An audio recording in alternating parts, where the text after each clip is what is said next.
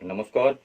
आज का main topic है हिंदू मंदिरों पर सरकारों का आधिपत्य क्यों है, और इसी को लेके संत सदगुरु महाराज जी एक मुहिम चला रहे हैं फ्री टेम्पल करके। तो उस मुहिम को आगे बढ़ाने के लिए, उस मुहिम से लोगों को जोड़ने के लिए और जुड़ने के लिए आज का ये मेरा वीडियो है।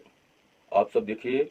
और इस मुहिम में आपको जुड़ना ही है, पर ये आज करना क्यों पड़ रहा है और ये ऐसा क्यों हुआ और कब कैसे हुआ, उसके बारे में आपको जानकारी भी देंगे कि हिंदू मंदिरें कब से सरकारों के अधीन हो गई और सिर्फ हिंदू मंदिरों पर अधिकार सरकार का है या किसी और धर्म में भी या किसी और देश में ऐसा होता है। इस टॉपिक पे पूरी जानकारी आपको इस वीडियो में देंगे और वीडियो में जुड़िए। और सबसे मेन जरूरी नंबर आपको इस वीडियो में नीचे आपको वीडियो में यहाँ नंबर जाता दिखेगा। इस नंबर पे आपको मिस कॉल करके आपको फ्री टेम्पल मुहिम में जुड़ना है। 8300083000 ये नंबर है। इसमें आप मिस कॉल करके इस मुहिम में जुड़िए और इसको देशव्यापी मुहिम में तब्दील करिए।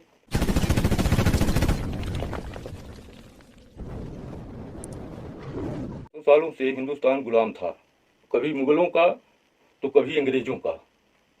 तो जिसमें हिंदुस्तान को तो आज़ादी मिल गई, पर हिंदुओं को, हिंदू मंदिरों को अभी तक आज़ादी नहीं मिली। इस टॉपिक की पूरी जानकारी, कब कब क्या क्या हुआ, पूरी बात आपको पूरी वीडियो में बताएंगे। पर इससे पहले आपसे अनुरोध है, कृपया करके मिस कॉल मार के आप इस मुहिम में जरूर जुड़िए। और अगर आप खुद वीडियो बनाने में सक्षम हों तो 1 मिनट का मौन खड़े होके हाथ जोड़ के वीडियो बनाइए और उसको अपने सोशल मीडिया में शेयर करिए। बस एक वीडियो 1 मिनट का मौन का रिकॉर्ड करके अपने ही सोशल मीडिया में डालना है, बस फ्री टेम्पल मुहिम को लेके। और अगर उसमें सक्षम नहीं है तो आप ये हमारी वीडियो शेयर करके, अपने दोस्तों से शेयर करके, अपने सोशल मीडिया में शेयर करके इस मुहिम को आगे बढ़ा सकते हैं। आइए जानते हैं कि ये सब हुआ कैसे। मुगलों ने तो मंदिर पर अधिकार ही नहीं, मंदिरों को तोड़ के उनको ध्वस्त ही कर देना था। कुछ मंदिरों को बचाए हैं, कुछ को तोड़ के ध्वस्त कर दिए हैं। पर अंग्रेजों के आने के बाद ईस्ट इंडिया कंपनी आई, तो ईस्ट इंडिया कंपनी ने 1817 में एक रेगुलेशन लाई जिसमें सभी धार्मिक क्षेत्रों पर उनका आधिपत्य होगा, उनका अधिकार होगा। ऐसा एक कानून लाई ईस्ट इंडिया कंपनी सबसे पहले हिंदुस्तान में। हिंदू आज से नहीं सो रहा है, 1200-1500 साल से सो रहा है। नींद हिंदुओं की अभी तक पूरी नहीं हुई है। और जैसे ही नींद से थोड़ा जगते हैं, जैसे ही नींद से थोड़ा जगने की कोशिश करते हैं या उनको कुछ लोग जगाने की कोशिश करते हैं, किसी तरह से कोई झकझोर के जगाता भी है, तो कुछ लोग आके उसको सेकुलरिज्म का लॉलीपॉप थमा के चले जाते हैं, उसको सेकुलर बना के चले जाते हैं। सीधे जैसे ही जगा वो कि उसको हाथ में लॉलीपॉप थमा देते हैं, अरे तुम तो सेकुलर हो भाई, फिर से सो जाओ। यही सब चल रहा है। पर जो मुख्य बात पे आ रहे हैं, 1817 में ब्रिटिश सरकार कानून लाके हिंदू मंदिरों को अपने अधीष्ट कर ली और फिर ट्रस्ट के माध्यम से ये हिंदुओं को वापस कर दिया गया। ट्रस्ट के माध्यम से हिंदुओं को किसी तरह वापस की। उसके बाद ब्रिटिश सरकार 1925 में फिर से एक नया एक्ट लाई, नया कानून लाई, जिसमें फिर से सभी धार्मिक स्थलों पर, हिंदुस्तान के जितने भी धर्म हैं, सभी धर्मों पर आधिपत्य ब्रिटिश सरकार का होगा। ऐसा एक एक्ट ब्रिटिश सरकार लाई, नया कानून लाई। पर उसमें क्रिश्चियन और मुस्लिम जम के विरोध किए। उस समय भी हिंदू सोता रहा और मुस्लिम और क्रिश्चियन ने जम के विरोध किया। उनके विरोध के कारण ये कानून बाद में उन दो धर्मों से हटा दिया गया। तत्काल उन दो धर्मों को उस एक्ट से बाहर कर दिया गया, उस कानून से बाहर कर दिया गया। सिर्फ हिंदू धर्म पर वो एक्ट काम करेगा। उस कानून के तहत हिंदुस्तान की जितनी भी बड़ी मंदिरें हैं, धार्मिक स्थल हैं, उन पर सरकार यानी ब्रिटिश सरकार का अधिकार रहेगा। उस समय भी हिंदू पूरी तरह निंद्रा में था, कुंभकर्ण की नींद में था। कुंभकर्ण भी तो 6 महीने के लिए सोता था, पर 1200 साल से हिंदू सो रहे थे। आज भी कभी जगते हैं तो जगते क्या हैं 1-2%। यहाँ तो लोग वीडियो तक शेयर करने में डरते हैं। कुछ परसेंट तो इतने नपुंसक हैं कि डरते भी हैं। सिर्फ डर के कारण वीडियो शेयर लाइक तक नहीं करते हैं। वो कितने सेकुलर हैं हम जानते हैं। कई तो हमारे दोस्त भी हैं ऐसे, उनको अंदर से डर रहता है। कुछ लोग सो रहे हैं, कुछ लोग डरे हुए हैं, और इसी कारण आज तक हमारे हिंदुस्तान की मंदिरें आज़ाद अभी तक नहीं हो पाई। हम आज़ाद हो गए, हिंदुस्तान नाम के लिए आज़ाद हो गया, पर हमारी मंदिरें आज़ाद नहीं हुई। फिर ब्रिटिश सरकार के बाद, आज़ादी के बाद की बात बताता हूँ। इससे बड़ी ताज्जुब की बात तो ये है, किसी तरह अंग्रेजों से तो आज़ादी मिल गई। अंग्रेजों से आज़ादी नाम के लिए हम लोगों को मिल गई, पर सत्ता पर उन्हें ही अंग्रेज बैठा गए जो अंग्रेजों के ही चेले चपाटे थे, अंग्रेजों के ही चाटुकार थे। मुगलों और अंग्रेजों की नई औलादें हमारी सरकार के रूप में बैठ गईं। वो एक तरह से मुगलों की और अंग्रेजों की नई वर्जन, नई जनरेशन वो हम पे शासन करने लगी। वो भारत सरकार के रूप में हमारे ऊपर बैठ गई। 1951 में उसी कानून को हूबहू उतार दिया गया जो ब्रिटिश सरकार बना के गई थी। सेम, बल्कि आज़ादी के बाद और कई तरह के प्रतिबंध उस पर लगा दिए गए। देश आज़ाद हुआ, पर मंदिरों पर और प्रतिबंध लग गए और उनके चेले चपाटे हमारे सरों पे हमारी सरकार बन के बैठ गए और मंदिरों का पूरा आधिपत्य अब ब्रिटिश सरकार से भारत सरकार के अधीन हो गया और हर तरह की पाबंदी लगती गई। हिंदू मौन होके देखता गया, हिंदू मौन होके निष्क्रिय अवस्था में सोता रहा, पूरी तरह से निष्क्रिय रहा। क्यों ना इनकी मंदिरें तोड़ दें कोई, हमें कोई एक मसीहा चाहिए जो हमारे लिए कुछ काम कर सके, हमारे लिए मंदिर बनवा दे, हमारे लिए हिंदुओं के हक में कुछ बोल दे, हमारी मंदिरों का संरक्षण कर दे। हमें अपने आप कुछ नहीं करना और ना ही औकात ही है। हिंदुओं को एक मसीहा परमानेंट चाहिए, परमानेंट इनको एक मसीहा चाहिए। अगर 10-20 साल भी इनको एक मसीहा नहीं मिलता, अभी 100 सालों से मसीहा नहीं मिला, तो हिंदुओं की हालत इतनी बदतर हो गई कि रामलीला तक करने में सक्षम नहीं थे हिंदू। आप सब देखे होंगे, 10 साल आपने रामलीला अपने क्षेत्र में कहीं ना देखा होगा। ये सब छोटी छोटी चीजें हैं, मैं आपको छोटी छोटी बात बता रहा हूँ कि इतने निष्क्रिय हो जाते हैं हिंदू कि इनको हर चीज के लिए एक मसीहा चाहिए। आज फिर से एक मसीहा मान लीजिए, गार्जियन मान लीजिए, हमारे संत मान लीजिए, महाराज मान लीजिए, जो कुछ मानिए, एक नई आवाज लेके उठे हैं, तो उनको ताकत देने में हमारा सहयोग करिए। हम उनके मुहिम में जुड़ के कुछ नहीं तो इतना तो कर ही सकते हैं कि उनकी मुहिम को मजबूत कर सकें।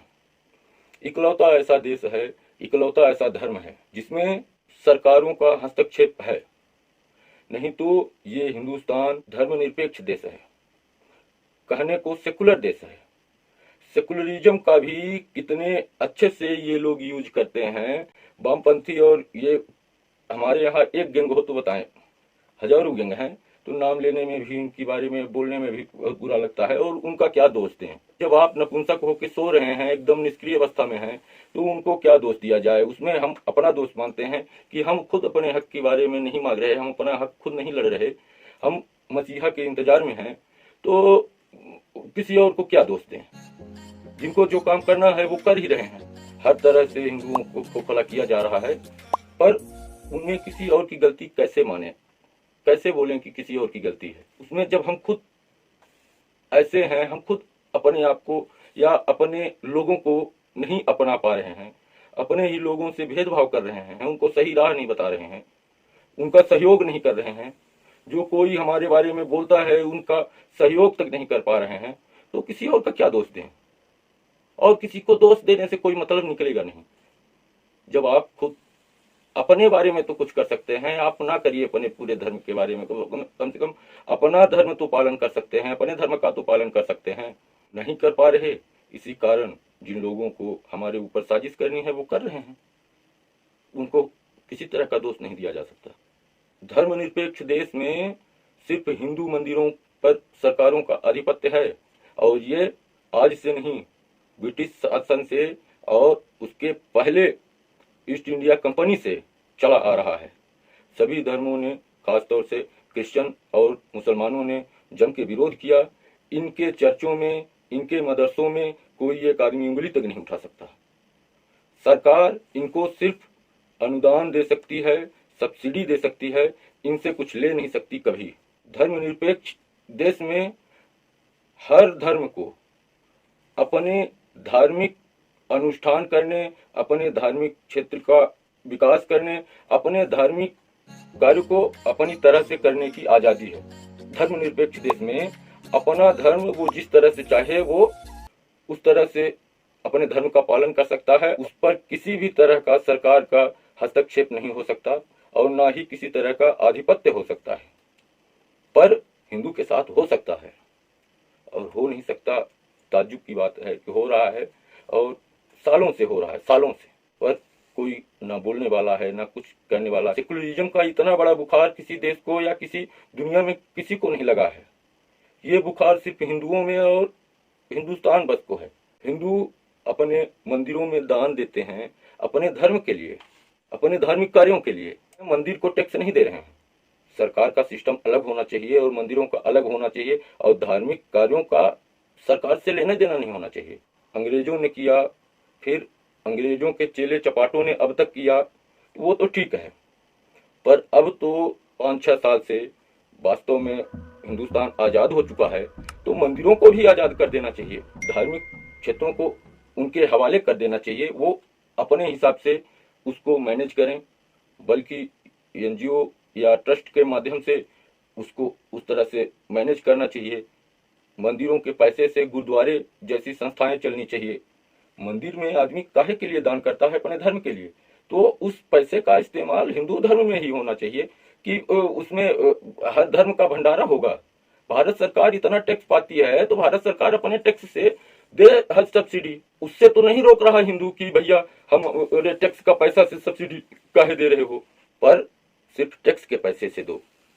हमारी मंदिरों के पैसे से, हमारे धार्मिक क्षेत्रों के पैसे से, हमारे धर्म के पैसे का इस्तेमाल आप किसी को सब्सिडी नहीं दे सकते। आप सब अगर इस मुहिम को आगे बढ़ाएंगे तो हो सकता है कि हमारी मंदिरें भी आज़ाद हो जाएं और मंदिर भी अपने धर्म का कार्य अपने हिसाब से कर सकें। और उन लोगों को दोष मत दीजिए जो ये चाहते हैं कि मंदिरों के पैसे से सरकारें चलें, तो वो तो साजिश करने वाले करते ही रहेंगे। जब तक आप आवाज़ नहीं उठाओगे तो उससे लेना देना क्या है भाई। जब वो कानून पारित हुआ तब तो जिनको विरोध करना था उन्होंने किया, और ब्रिटिश सरकार में भी किया, पर ना अपने तभी किया ना अभी कर रहे हैं। अभी भी समझ आइए और समझिए किस तरह से सेकुलरिज्म के नाम पे हमें मूर्ख बनाया जा रहा है। इस बात को समझिए और इस मुहिम को आगे बढ़ाइए। मजबूती से सदगुरु जी का हाथ पकड़िए और मिस कॉल करिए। अगर आप वीडियो बना के शेयर करने में सक्षम नहीं हैं तो आप ये वीडियो भी अपने दोस्तों में शेयर करके इस मुहिम को आगे बढ़ा सकते हैं। हिंदुओं का धार्मिक पैसा, टैक्स की नहीं बात कर रहा, हिंदुओं का टैक्स सरकार यूज कर ही रही है, पर हिंदुओं के धार्मिक पैसे का इस्तेमाल सिर्फ हिंदू धर्म के धार्मिक क्षेत्र में ही होना चाहिए। उसके लिए आप सब आवाज उठाइए। हिंदू अगर दान करता है अपने मंदिर में तो उस मंदिर के पैसे का इस्तेमाल सिर्फ हिंदू धर्म की भलाई के लिए, हिंदू धर्म के विस्तार के लिए, हिंदू धर्म की व्यवस्था के लिए और उसकी प्रगति के लिए इस्तेमाल किया जाना चाहिए, ना कि किसी को सब्सिडी देके। सदगुरु जी के फ्री टेम्पल मुहिम में आप सब बढ़ चढ़ के हिस्सा लीजिए और प्लीज वीडियो को शेयर करके दोस्तों से और इस मुहिम को आगे जितना हो सके उतना आगे बढ़ाइए। और दोस्तों, इससे पहले मैं जितनी वीडियो बनाता था वो किसी न किसी अधिकारी या किसी को टैग ही करना था, पर YouTube में कहाँ टैग करेंगे, इसलिए YouTube में हमारा फोकस उतना नहीं था। पर आप सब अगर इस मुहिम से जुड़ रहे हैं और हमारा सपोर्ट करना चाहते हैं तो हमारे यूट्यूब चैनल को भी सब्सक्राइब करिए। वीडियो शेयर करके आप इस मुहिम से जरूर जुड़ें। बस जय Shri Ram. YouTube channel subscribe करना ना भूलिएगा। बस नमस्कार।